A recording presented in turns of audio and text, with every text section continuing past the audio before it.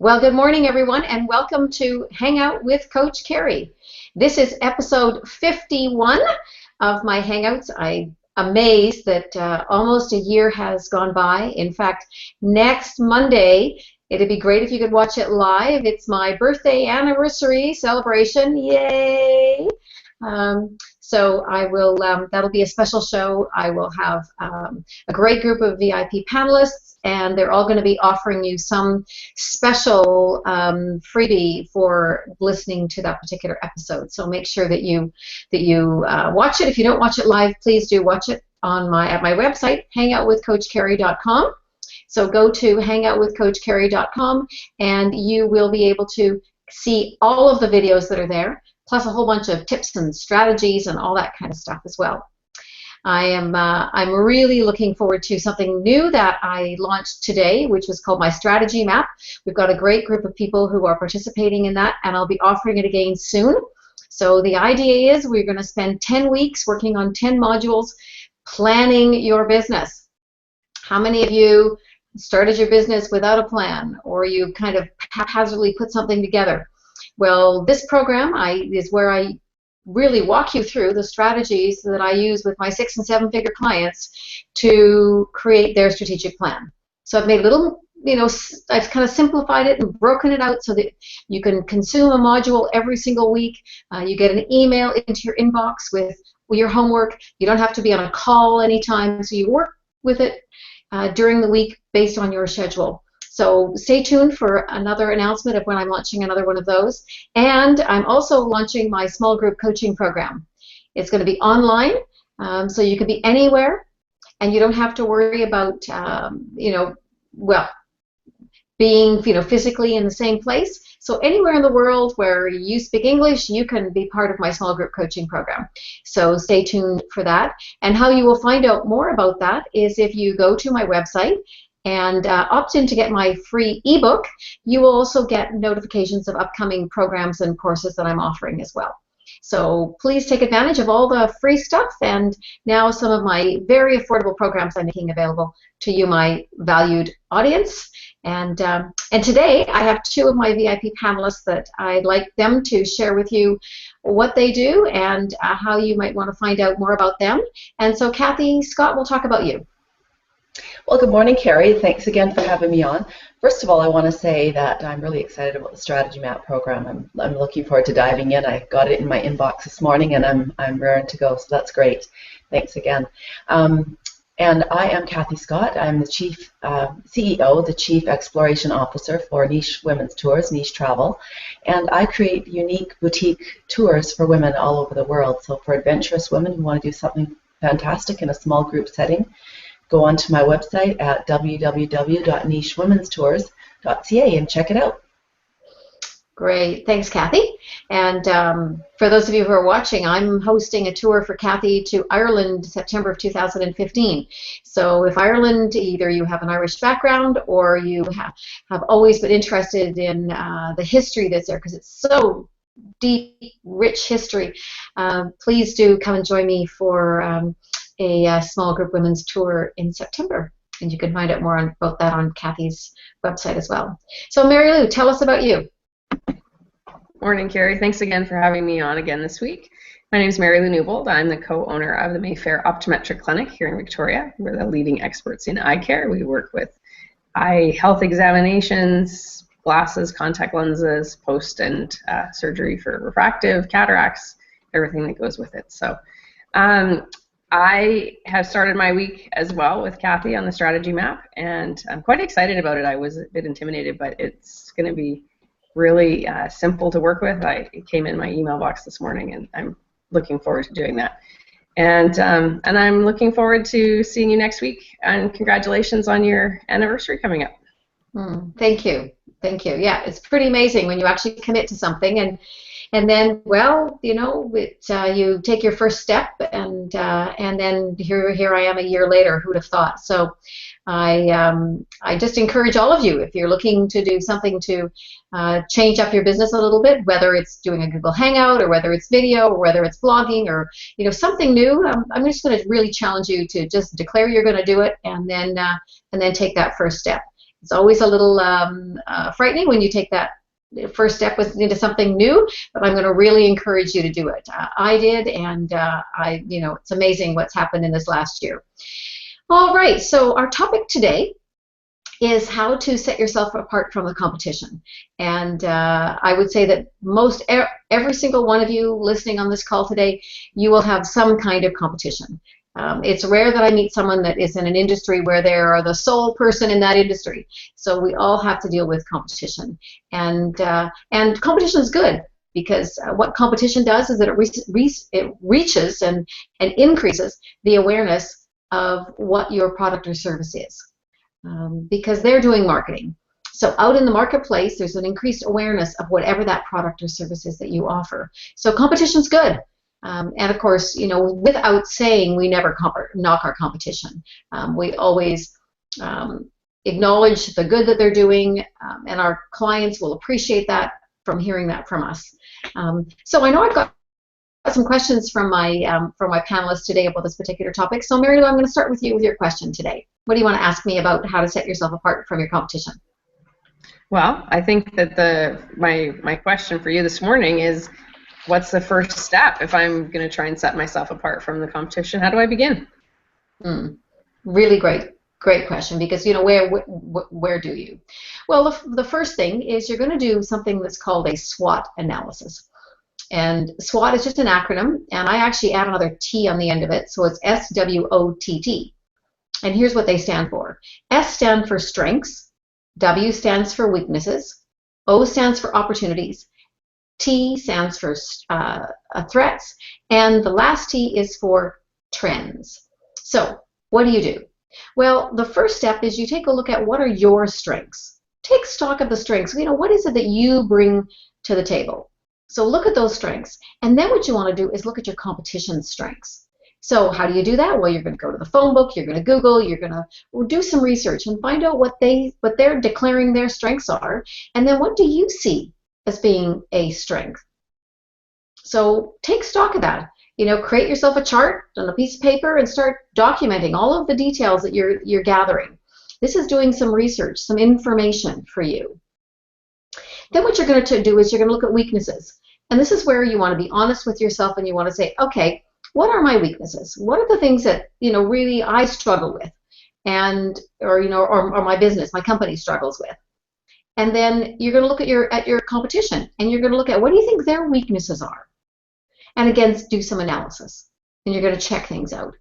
I mean, I even have clients. I encourage them sometimes to do the secret shopper piece. Sometimes you can pick up the phone and just see how they answer the telephone. How people answer the telephone, how they respond to certain things. Are there easy ways for you to be able to be in contact with them on a website? So you're going to look at all of those weaknesses that are there, and you're going to gather all of those, and you're going to look at yours as well. And what are your weaknesses? Excuse me.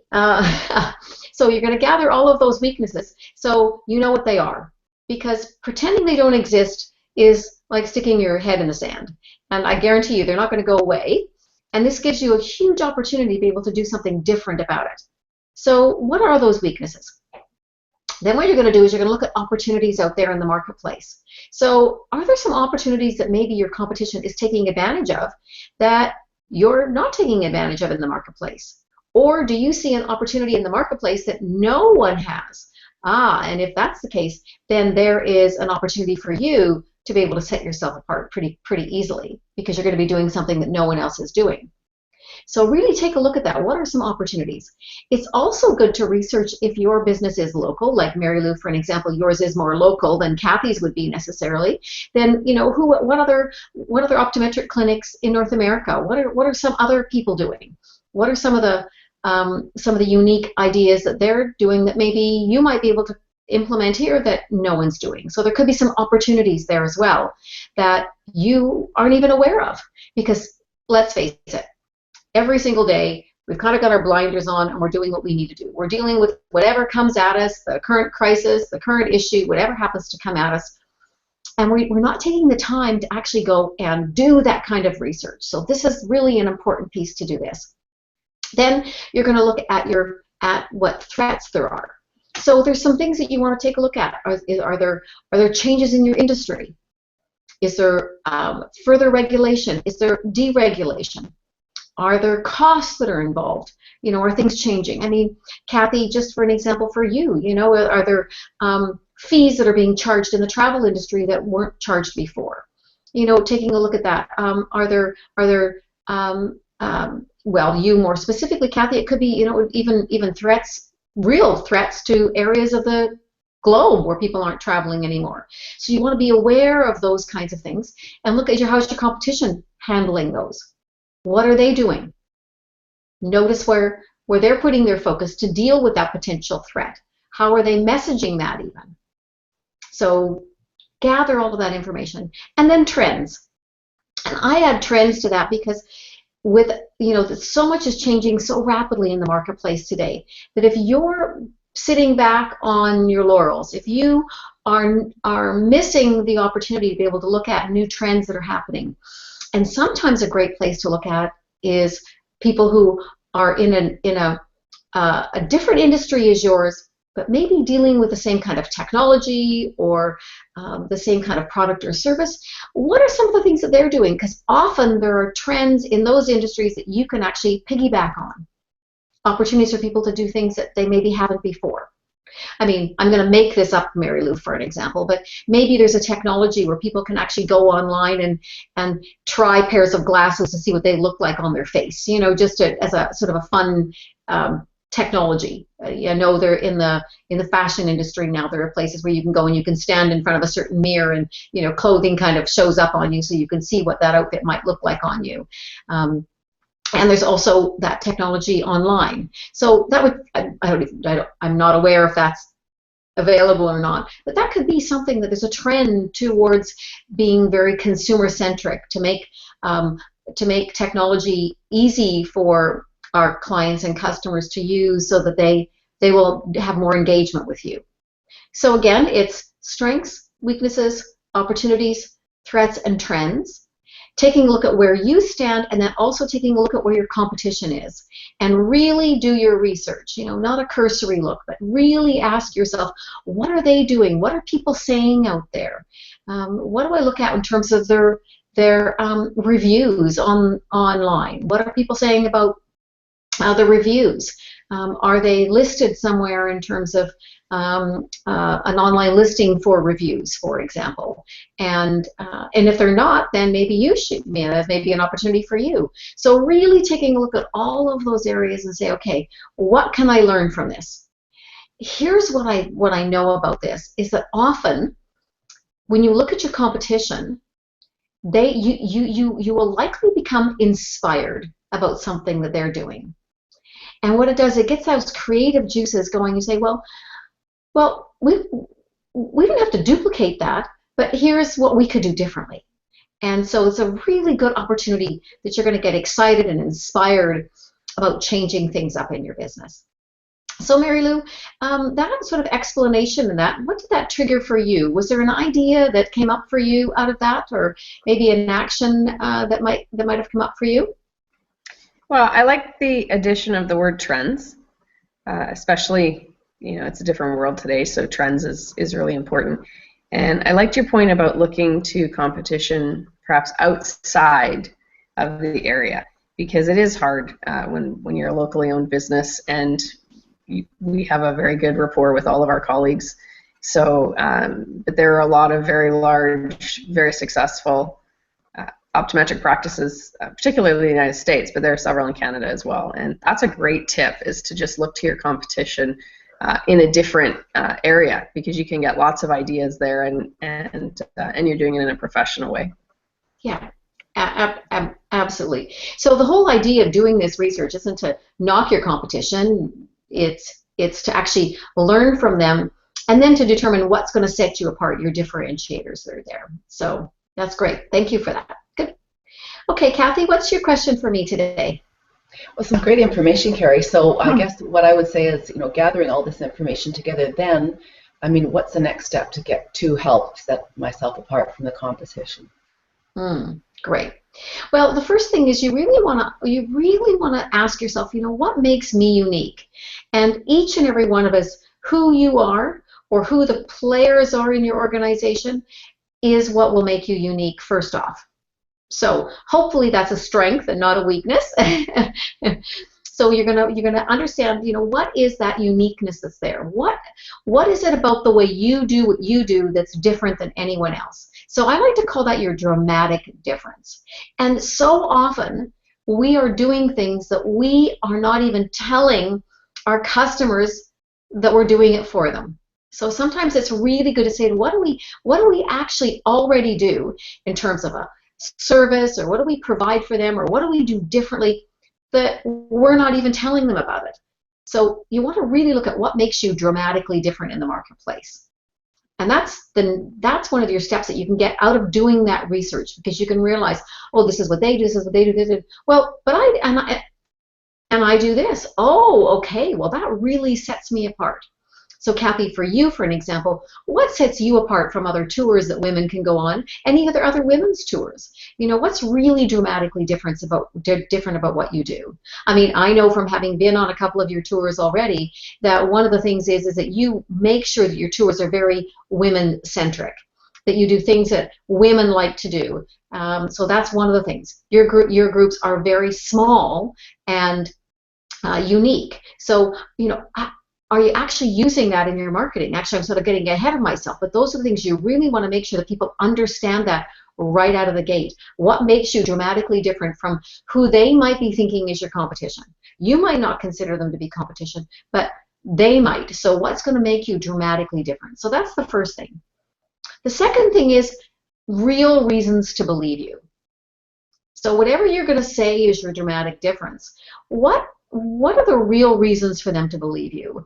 And statistics, testimonials, using video for testimonials versus just written testimonials, putting faces with a written testimonial, that will really make a difference, because when we say something, it's always taken a little bit with a grain of salt, because we are talking about ourselves, of course. So in any kind of marketing, ads we're doing, any even conversations, networking we're doing, if we're talking about ourselves, well, it is hard sometimes for us to actually brag about what we do. So we need other people to brag about us. We need to give them real reasons to believe. We need to talk about years of experience. We need to know about how many tours you've actually done, how many different countries that you've had tours go to. I mean, those kinds of things will really help people believe what you're saying, that your tours are unique, for an example, and that they're very customized. And Mary Lou, I know that you can use some of these tips for your business as well. So really look at that, those real reasons to believe, and don't hide behind any of that. Make sure that you're telling people about that. So that information, from all of the information you've done from your SWOT analysis, you've taken a look at what really makes you unique in the marketplace. What is that dramatic difference? What are that? And what is that? And that's going to take some time to flush that out, but you really want to think about that dramatic difference in the marketplace. And then what are those real reasons to believe, and start collecting that information. Then what do you do with that? Well, this will drive any branding that you're doing. So often I see people, the first thing they do when they start their business, they've missed the step of creating any kind of a business plan or strategic plan for their business, and they go and have their business cards created, or they create them themselves, without really stopping and doing this kind of work behind the scenes, because this is what's going to help them with their brand. So their brand will reflect what it is that makes them unique. What it is their dramatic difference in the marketplace. That's what you really that you want to use from your branding, and then that will drive all of your marketing that you're going to do. All of the strategies that you're going to use will be driven by this information that you've got. Once again, so often I'll have people tell me, my phone's not ringing enough, I'm not getting enough emails, I'm not attracting enough clients. What do I need to do? And really, that's a good question, just the wrong question at the wrong time. The better question is, how do I sit in the marketplace? What makes me unique? How am I going to separate myself out? Who is my audience? Am I speaking to my audience? Really being clear on all of that. Then that will drive your branding, and then that will drive your marketing that's out there. So that when you're out networking and you're face-to-face with people, you'll be able to tell people some of those things that you've uncovered. Well, here's what makes me unique, or here's what makes me different than other people out there in the marketplace, and be able to use that kind of language, because that's going to make a dramatic difference in terms of how they respond to you. Because if we just say we're a coach, for an example, well, really, what does that mean? They don't know how I can help them.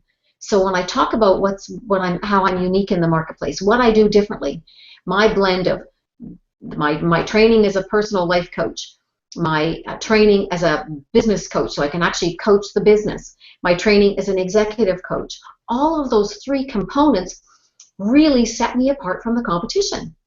There's really not many people out there that have that unique combination of pieces all together. Plus, I've been a business owner myself. So my training isn't just theory and then looking to coach people who are in business. I've been there. I've been boots on the ground just like everyone else, running a business, all of that. So that's what makes me dramatically different in the marketplace. So I've done that work, and I really encourage you to do that work as well. So you can see how those pieces will help you set yourself from the competition. So my panelists, tell me what you're taking away from the discussion we've had today on how to set yourself apart from the competition.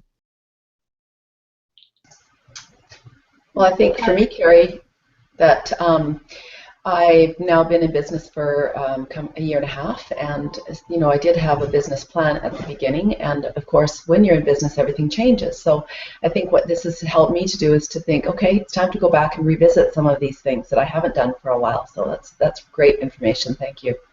Great, excellent, good. And how about for you, Mary Lou? Well, I like Kathy's point of revisiting.